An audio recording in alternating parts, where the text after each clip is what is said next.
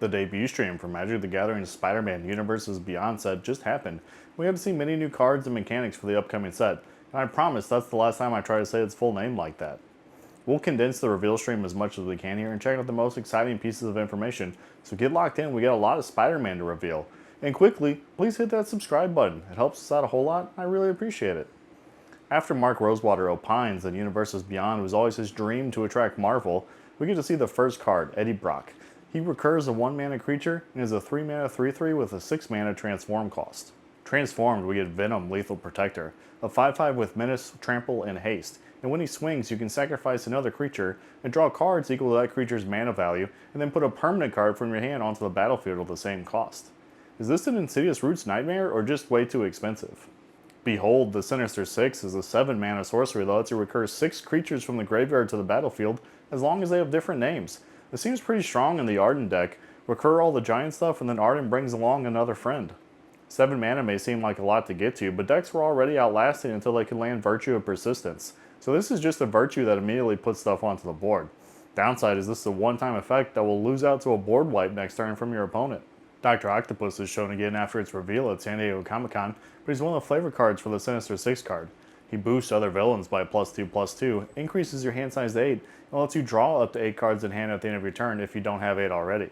Here's another 7-drop though, and he's in Demir, so I'm not sure what that strategy looks like.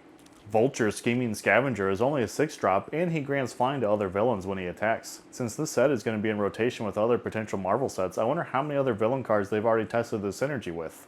Mysterio Master of Illusion is our first bad guy here that costs a normal amount. For 4 mana, he will enter and make a 3/3 illusion villain for each other non-token villain you control.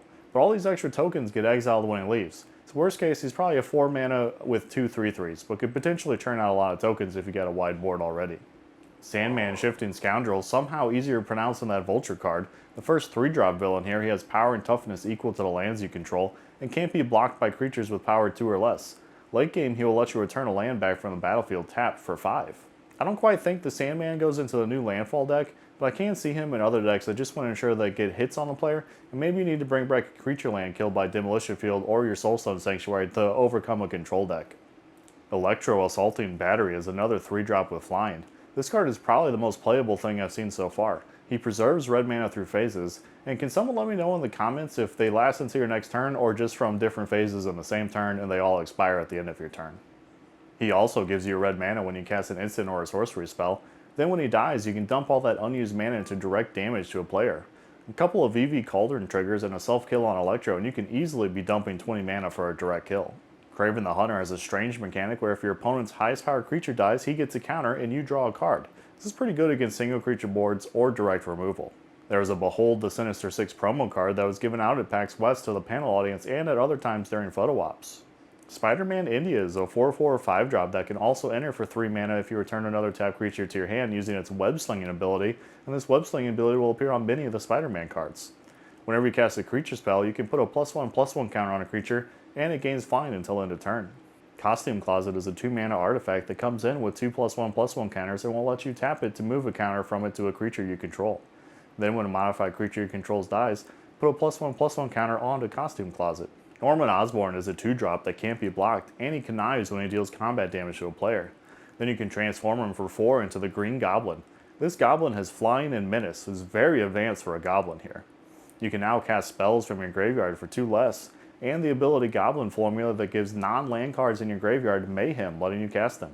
In the lead up to talking about the set mechanics, we see the City Pigeon. I'm still a little jealous of this hot dog that was missing from Final Fantasy, and that little guy over there with a donut.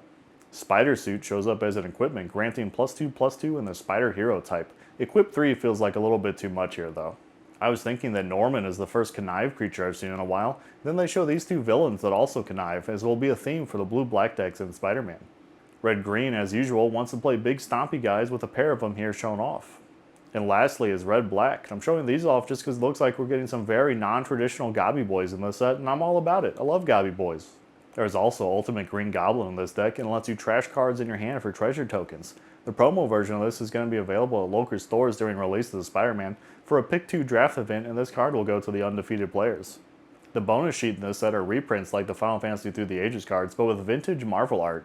The first one revealed is Heroic Intervention, bringing back the cover art for the very first appearance of Spider-Man from 1962.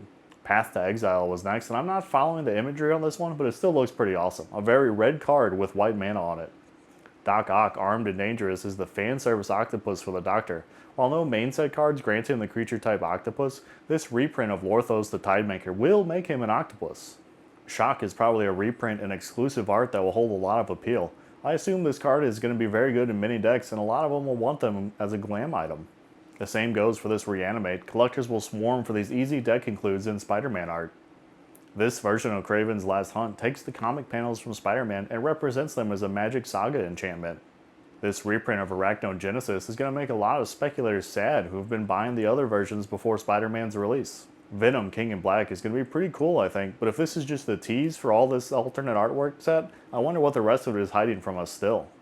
All the artworks for the Soulstone are revealed again, but now they have the reminder text on them for how Harness works. It will be a one-time event where you harness and then its Infinity ability is active forever. There will also be the classic cover cards, and we've seen the Spider-Man already here, but good news is that these appear to be standard legal. We get to see the same card again, but now in a web frame for this set. I don't really like frames like this that just add scroll work or a constant border to extended art cards. I think if they just took the webs off the cards, it would look better. We don't need the webs to know that it's from Spider-Man. I think this showcase panel style is going to be much more popular. This is practically the same kind of card, just without the webs covering part of the art on all of them. The Clone Saga is the second saga revealed in this showcase. It will let you surveil 3, then on step 2 you copy the next creature spell you cast, and the copy is in Legendary. On step 3 you choose a card name, and whenever a creature with the chosen name deals combat damage to a player, you draw a card. I'm naming Mysterio and using that Villain Cloner card from earlier to play 4 Mysterios at once. The showcase version of this card is also pretty impressive looking. Spectacular Spider-Man looks like it's going to have many variations like the Traveling Chocobo did in Final Fantasy. There are going to be 8 versions of Spectacular Spider-Man defined. I don't know how rare they're going to be yet, but hopefully they're a chase card. There is also this comic version of Spectacular Spider-Man in the Bagman artwork that was given away at PAX at the MTG booth. It sounds like this is actually a comic book cover and a card. Previews are going to start happening in the first full week of September, and then the full card image gallery will be available on September 5th. Pre-release will happen on September 19th, with wide release on September 26th. The very last reveal is a secret lair for Spider-Man with Scheming Symmetry as the front page of the Daily Bugle. There will be a number of cards in this lair in this style. There will be a Marvel Spider-Man Super Drop on Secret Lair, but no date has been announced for it yet. However, there's only 3 Mondays left before Spider-Man releases, so we have to assume it's on one of those. They also showed off all the other cards available in this drop. There wasn't a product lineup shown since I believe most of them have come out during pre-orders and during their first look, so that was the end of the show. I hope you enjoyed watching this rehash of their panel at PAX West. Thanks for watching, take care,